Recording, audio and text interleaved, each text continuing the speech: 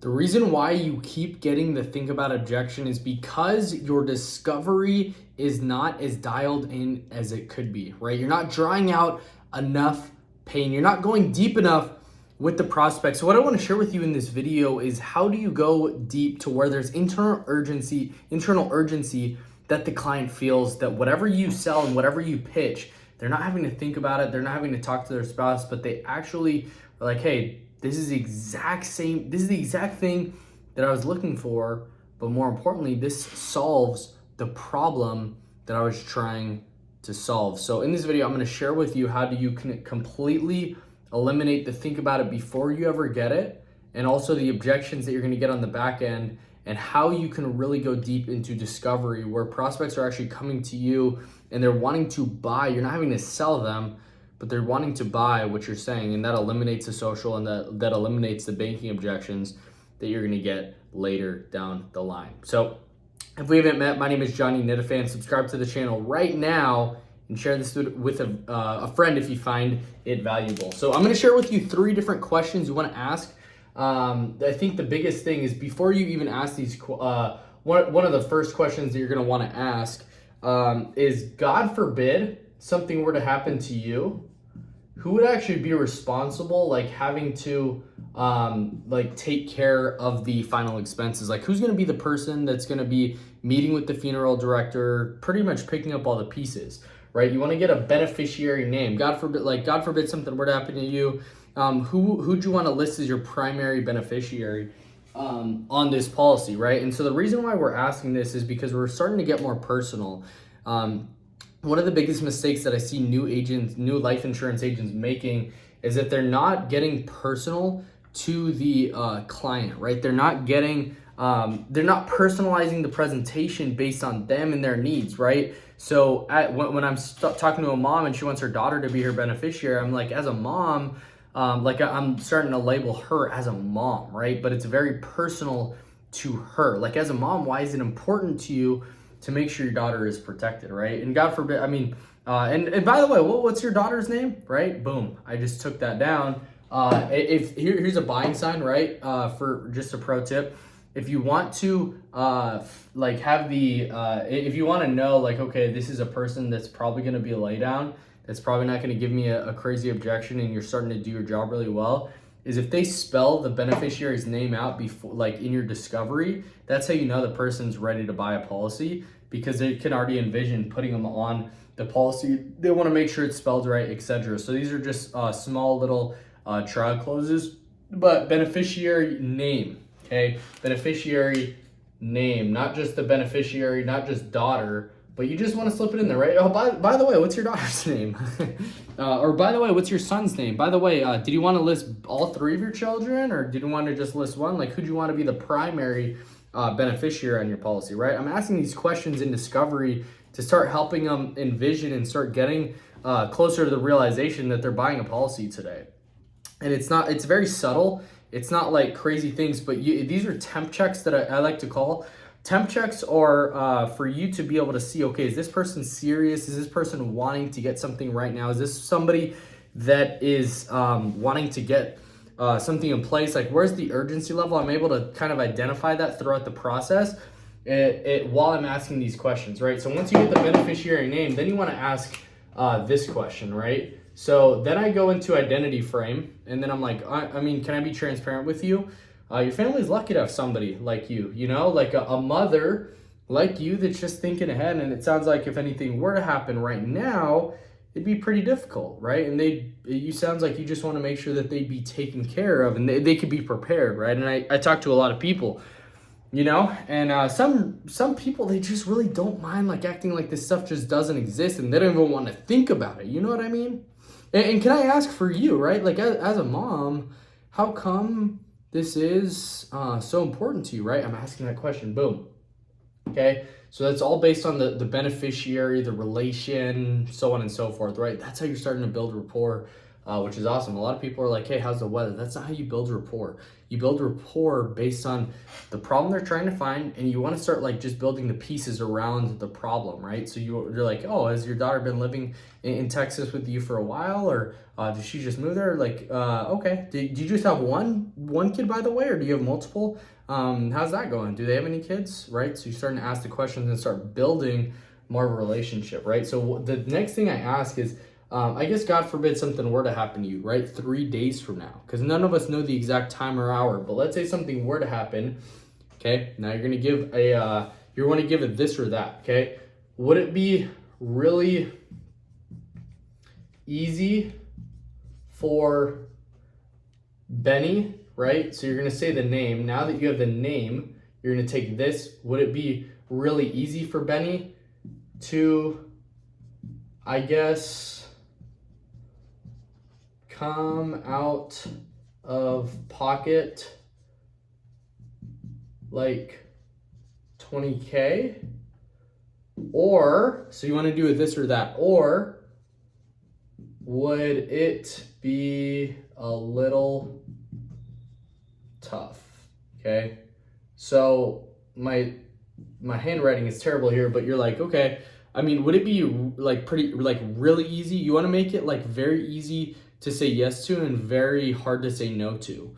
So what you say is, like, would it be really easy to come out of, like, for your daughter, Sarah, to come out of pocket, I mean, like $20,000, or would that be a little tough, right? So see where I'm playing with tonality here. That's another thing, right? It's just your tonality has to be dialed in. Empathy, compassion, wanting to like really understand their situation, really starting to like figure out, okay, I mean, would it be like really easy to come out of pocket, like for her to come out of pocket $20,000 just like unexpectedly, or would that be a little tough, right? So you're ending it like that, concerned obviously, but the reason why you're asking this is because you want it to make it such a crazy, like, would it be really easy, or would it be, I guess, a little tough? And they're gonna probably be a little tough, right? So a key to like just mastering sales in general is this phrase, right? Small hinges swing big doors. So when you say a little tough, that's where you start building on this, right? So you want to start building on your questions. So when they say a little tough, I can imagine, like, what would she actually have to do, right? That leads into number 3. So most of the time they're going to say a little tough. Sometimes they're going to say easy, but the reality is, even like a person who makes money, even makes $20,000 a month, right? Say for example, somebody makes $20,000 a month. Most people are not going to be in that situation, right? Most kids aren't. But even if they were make $30,000 a month, even if they make $100,000 a month, right? They're a 7-figure earner, $20,000 a month still, or $20,000 out of pocket just unexpectedly is still $20,000. That's going to be tough to anybody.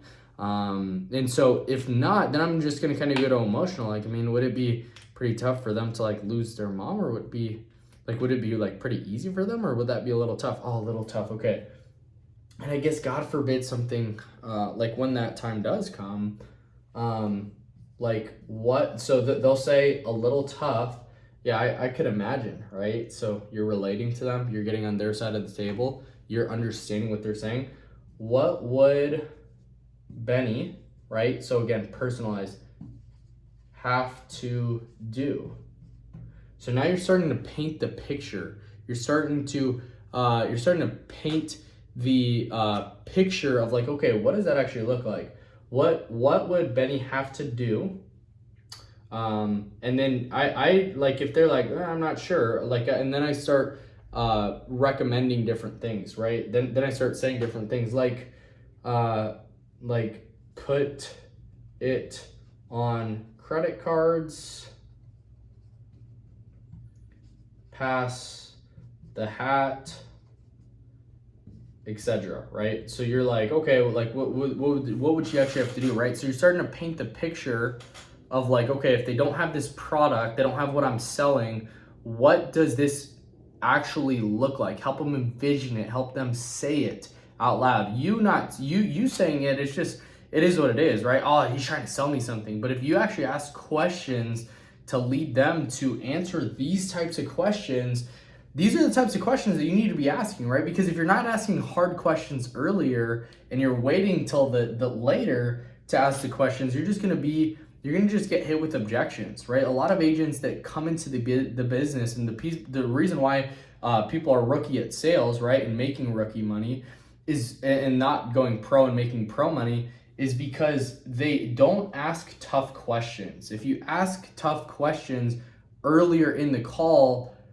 your sale is just going to get way easier. But you can't fret away from it. You got to be willing to sit in the pocket, be willing to be uncomfortable, and be willing to get through this and be like, okay, like, ask these hard questions.